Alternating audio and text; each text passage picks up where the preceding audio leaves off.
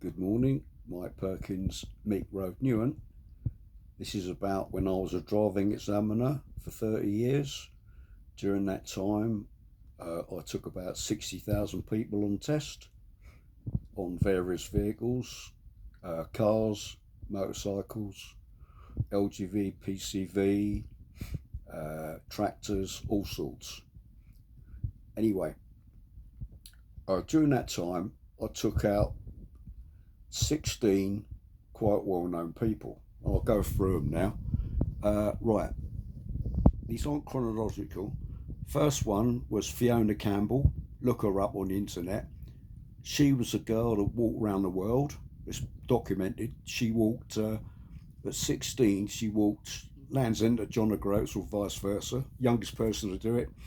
And she walked the east to west coast of America, Sydney to Perth in Australia. Where else was it? Europe, Algeciras to back up to John O'Groats again. Anyway, she walked all around the world.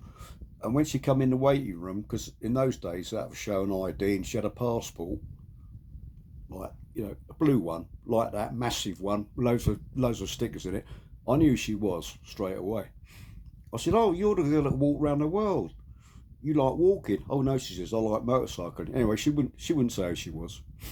And at the end of the test, I asked her how Ray Mears was because she used to go out with him. Nah, not that.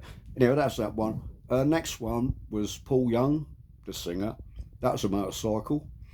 They used to come down from London, and they were like intensive courses in Gloucester. So they used to come to us. Midge Ewer, he come on test. When I picked him up, he was down as John Ewer, and he's all dressed up. I mean, I never recognised him in the waiting room. As soon as he come in, we used to fit him up in the kitchen with the radio. He says to me, "Where should I put my helmet?" I said, "You're Midge Ewer." "Afraid so," he says. I said, "Oh yeah." "You still got your grey strat?" He said, "Oh, were you in a band?" I said, "Yeah, I was at school." I said, "You still see Geldof?" He says, "Oh yeah, I still see him." Anyway, we done the test. He was a really great guy.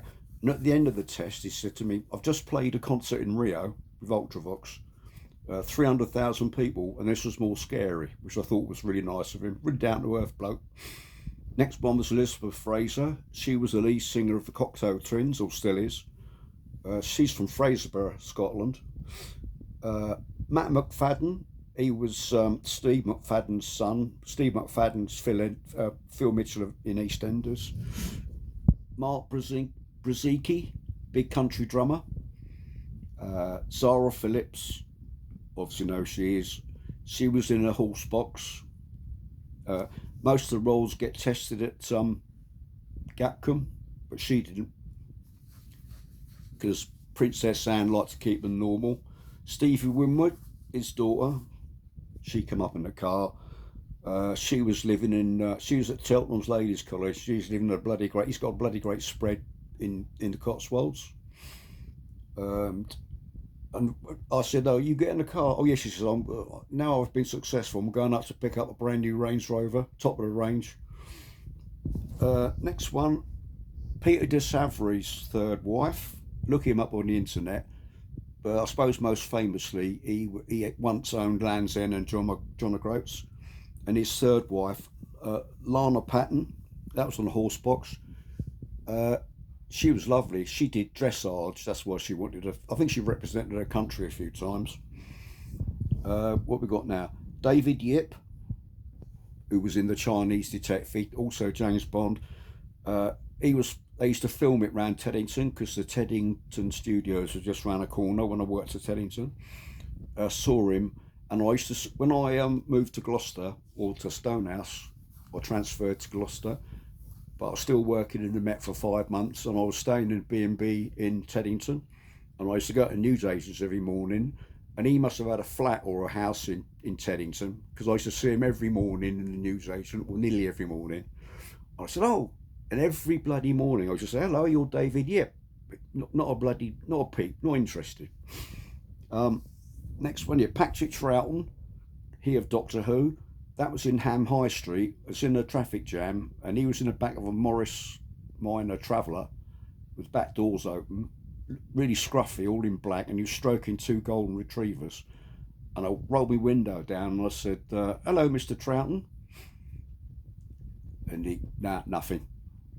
And as we pulled off, I said, well, give my regards to William Hartnell." Still nothing. And I said to the candidate, "Do you know who that is?" He said, "No." Next one is Jet Harris of the Shadows, bass player of the Shadows. I was going down Barton Street in Gloucester, which is, let's put it this way, multicultural now. It's the only place in England that's got more languages spoken. No, it's the second place in England that's got languages spoken. There's 68 languages, that's what I'm trying to say, 68 languages spoken in there. The only place that's got more is Slough. Anyway, going down there, and this old man comes out of a pub with a walking stick, and he sort of veers out in the road, and sort of he's going to walk in front of my candidate, the driver, who's about a 25-year-old girl. And I said, "Oh, sorry about that." Oh, I said, "Don't worry about that. I know who that is. That's Jet Harris." So I said, What, Jet Harris out of the Shadows?" "Oh, yes," she says, "he works in my pub. He's fallen on hard times." So I met him. Well, I didn't meet him, I saw him. Lawrence Llewellyn-Bowen. I was on detached duty in Sutton. And I went on the test route, and up ahead, there was two like Pantechnicons and like a mobile canteen. So I thought, well, they must be filming. And anyway, I saw him standing on the side of the road. So I got the candidate to pull up for a normal stop, rolled the window down, said, "Oi, Lawrence, what are you doing down here?" Because he lived near Cirencester, because I was living near Stroud then. He says, "I'm just filming an obscure programme for some satellite channel, you know." Anyway, he said, "Who are you?" I said, "I'm a driving examiner, I'm on test." "Oh." So that was Lawrence Llewellyn-Bowen. Teddington again, Benny Hill. He had a flat in Teddington. I used to see him a lot. He used to walk from his flat to the studio at Teddington. And he was famous for walking around with two Tesco bags full of scripts. And last but not least was Terry Thomas, the actor. We had Brinksworth House just down the road in Twickenham, where it's a home for retired actors, still there, or people in the entertainment industry. Loads of people have been in there, like Kathy Kirby, Mick McManus, Alan Freeman. Anyway, yeah, look at it on the internet. It's still there. And anyway, I saw this person being wheeled out in a wheelchair, covered in blankets. And it was Terry Thomas. You couldn't miss him because he could fit half a crown in pennies between his front teeth. And I thought myself at the time, and he's fallen on hard times as well, because it's a charitable organisation. They've got no money. After all the bloody money he earned, he had Parkinson's. He landed up in there, and you think, a bloke like that, all the films he made, all the people he entertained over the years, and he landed up like that. Shame that. Anyway, thanks for watching. Have a nice day.